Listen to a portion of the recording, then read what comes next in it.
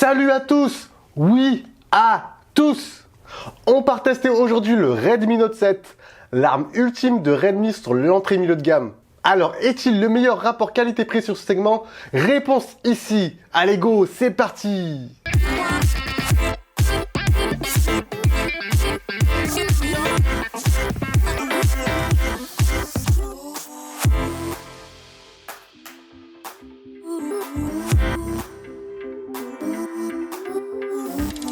Pour te faire une petite intro vite fait si tu ne connais pas la marque Redmi, alors c'est tout simplement une marque qui au départ faisait partie du groupe Xiaomi, mais qui aujourd'hui est complètement indépendante, mais qui garde la même philosophie, à savoir offrir le meilleur pour un prix défiant toute concurrence.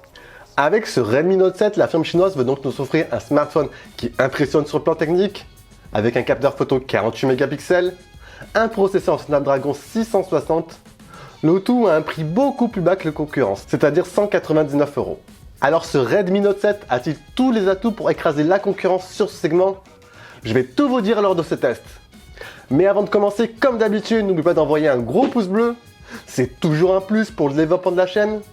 Et si tu es nouveau ou nouvelle, tu peux également t'abonner et activer la cloche de notification pour recevoir mes dernières vidéos. Allez, sur ce, on est parti pour le test.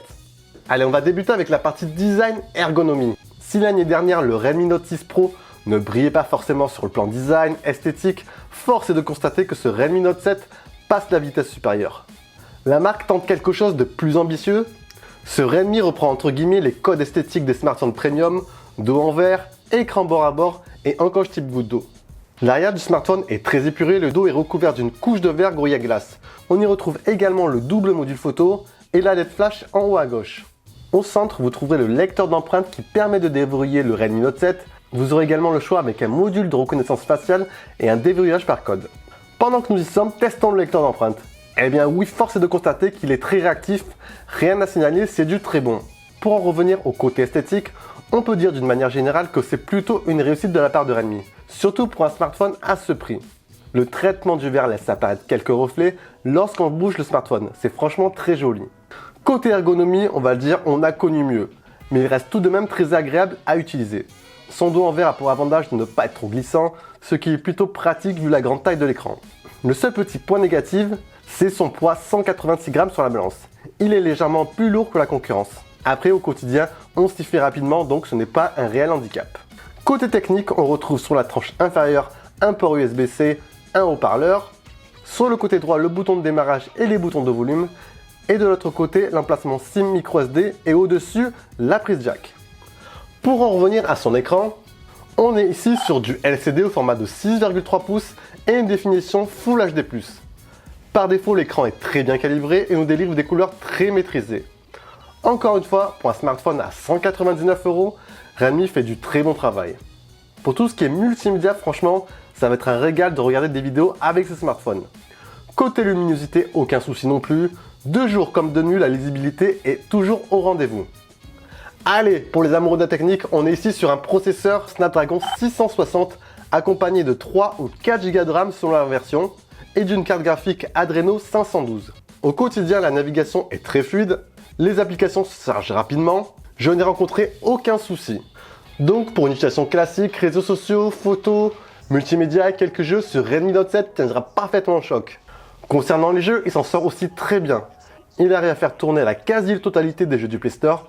Après, il faut garder à l'esprit qu'il faudra ajuster le niveau de graphisme pour les jeux les plus gourmands en ressources. Tiens, on va se faire un petit test avec PUBG et Asphalt.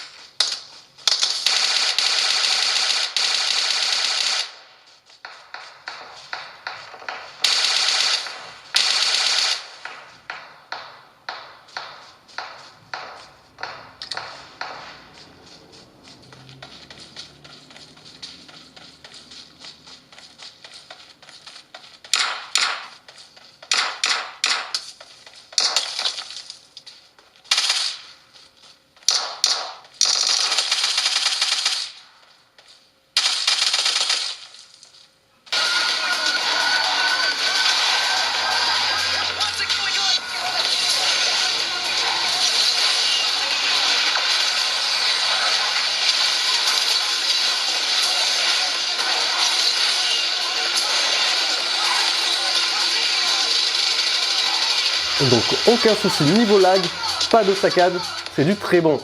Allez, côté photo maintenant. Ce Redmi Note 7 nous propose deux capteurs au dos.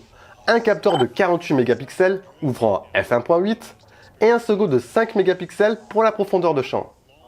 Par défaut, le capteur principal prend des photos en 12 mégapixels et il faudra aller dans les paramètres pour passer à une définition de 48 mégapixels. De jour, les clichés sont bons, les couleurs sont très bien retranscrites, les détails sont présents, on notera tout de même un petit lissage, mais ça reste dans l'ensemble très discret. Donc quand les conditions sont bonnes, les clichés sont fidèles à la réalité. En basse lumière maintenant. Dans l'ensemble, les clichés ne sont pas mauvais, il y a un certain lissage et du bruit, mais cela reste amplement suffisant pour poster des photos sur vos réseaux sociaux. Pour un smartphone à moins de 200 €, ça reste largement convenable. Le Redmi Note 7 propose aussi un mode portrait avec le second capteur qui va jouer sur la profondeur de champ. L'effet bokeh est bien réussi. Le détourage est correct. Pour vos selfies, vous aurez droit devant un capteur de 13 mégapixels ouvrant à 2.2. Vous pourrez soit prendre des clichés en mode basique, soit avec l'effet bokeh. Dans l'ensemble, les selfies sont de bonne qualité. Au passage, je vous conseille de désactiver les effets de beauté qui ont tendance à lisser l'image. Donc au final, sans surprise, ce Redmi Note 7 n'est pas le roi de la photo, mais à ce niveau de prix, il reste tout à fait honorable et conviendra parfaitement à une utilisation type réseaux sociaux. Côté autonomie maintenant, il embarque une grosse batterie de 4000 mAh. Après l'avoir testé sous toutes ses coutures, je peux te dire que je tiens quasiment 2 jours en utilisation basique.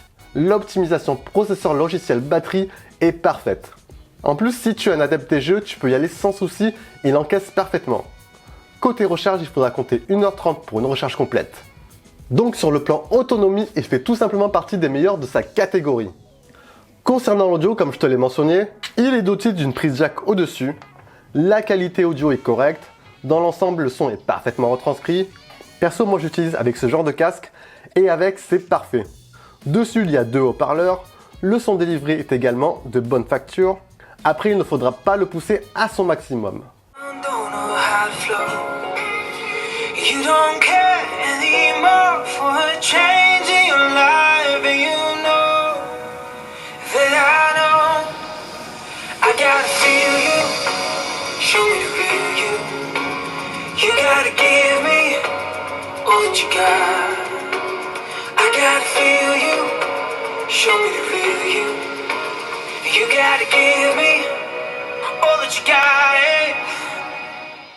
Côté OS, ce Redmi Note 7 tourne avec la surcouche maison MIUI sous Android 9 Pie.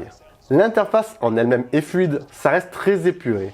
Par contre, il n'y a toujours pas de tiroir d'application et la gestion des notifications n'est pas prise en compte. Il faudra systématiquement balayer pour accéder aux informations. Néanmoins, le reste est très bon, les fonctionnalités et le choix de personnalisation vous permettent de le modeler à votre image. Bon, au final, que dire de plus de ce Redmi Note 7? Pour ce prix, Redmi frappe un grand coup. Le rapport qualité-prix pour l'entrée de gamme est tout simplement incroyable. Les finitions sont tout bonnement excellentes, l'écran est de qualité, il est également performant et endurant et relativement bon en photo. Rajoutez à cela la présence d'un port micro SD, d'une prise jack et de la recharge rapide et vous obtiendrez tout simplement le meilleur smartphone de sa catégorie. Il se permet même de titiller le milieu de gamme. Sache qu'il existe deux versions, une version avec 3 Go de RAM et 32 Go de stockage à 199 € et la deuxième version avec 4 Go de RAM et 60 Go de stockage à 229 €. Bien sûr, je t'ai mis tous les liens dans la description si tu es intéressé. Et toi alors, tu en penses quoi de ce smartphone? Tu l'as peut-être déjà? Allez, donne-moi ton avis en bas dans les commentaires. Comme d'habitude, n'oublie pas d'envoyer un gros pouce bleu. C'est toujours un plus pour le développement de la chaîne. Tu peux également commenter et partager cette vidéo sur tes réseaux sociaux préférés. Et si tu es nouveau ou nouvelle, abonne-toi et active la cloche de notification pour recevoir mes dernières vidéos. Et sur ce, je te dis à la prochaine et ciao ciao!